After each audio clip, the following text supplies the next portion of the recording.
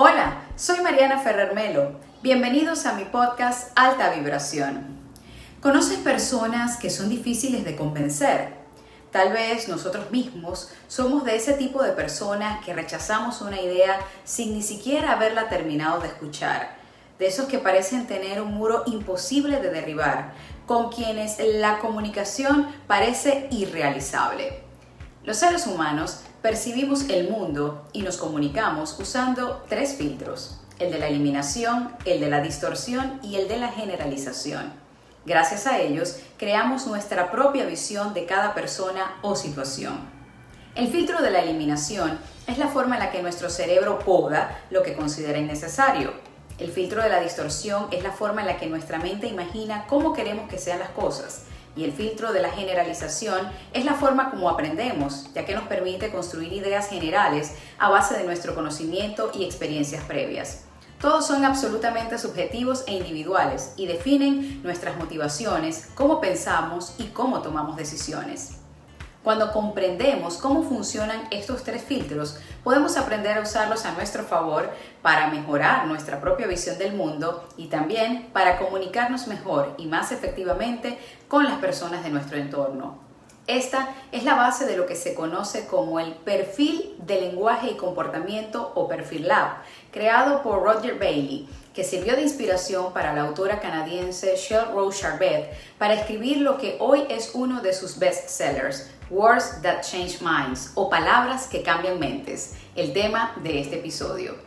El perfil de lenguaje y comportamiento o Perfil Lab es una herramienta que pone de manifiesto lo peculiares que somos y cómo podemos predecir, comprender e influir en el comportamiento de alguien, identificando lo que le motiva, cómo piensa y cómo toma decisiones sin que medie ningún tipo de manipulación, aprendiendo a usar el lenguaje influyente para conectarnos mejor con los que nos rodean.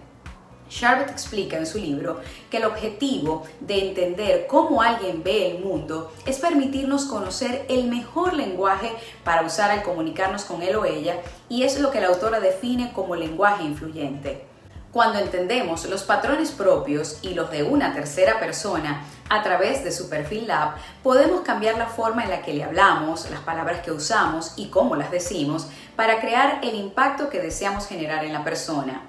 Puede que esa persona sea un cliente, nuestra pareja, uno de nuestros padres o uno de nuestros hijos, porque cada persona reacciona de manera diferente a diferentes tipos de palabras, frases y lenguaje corporal. Y al estar conscientes de ello, podemos reducir los malentendidos y conflictos, porque estaremos hablando en su propio idioma, derribando el muro que bloquea la puerta de entrada a una comunicación efectiva.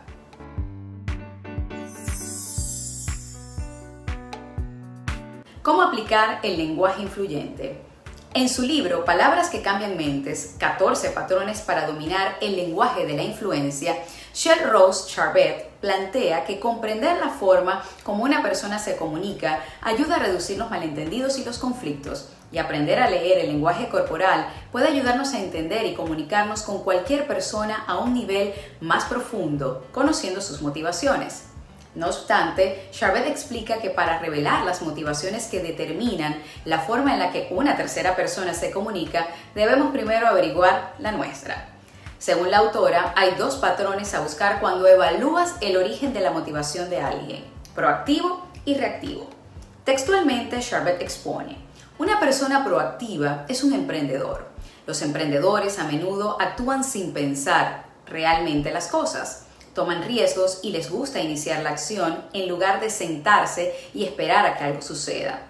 Por otro lado, una persona reactiva piensa antes de actuar, a menudo pensando durante demasiado tiempo y por tanto perdiendo oportunidades. Puedes reconocer a una persona proactiva por la forma en la que hablan. La mayor parte del tiempo serán bastante directos e irán al grano. Hablarán con oraciones cortas y podrían parecer impacientes, mostrando el lenguaje corporal como inquietarse o tocar los dedos en el escritorio.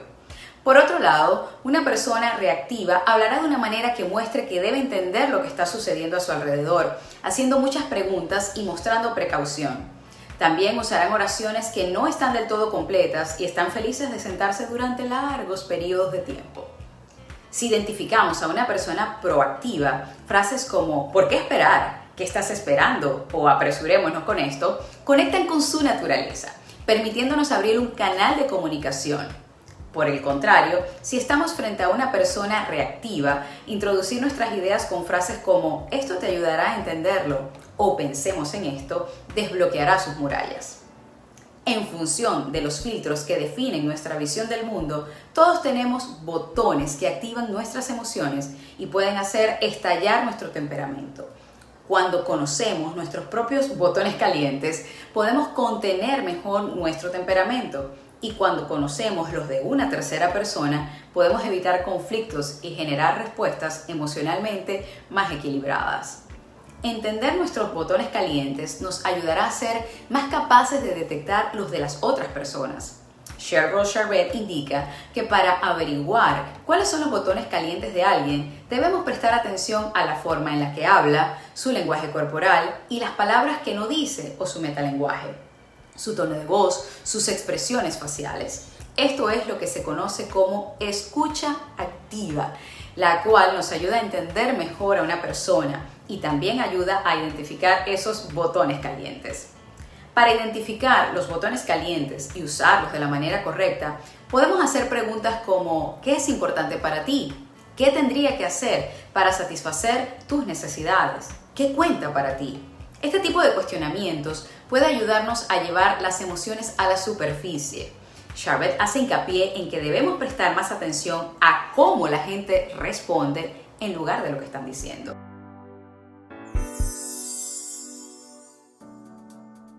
Abriendo puertas.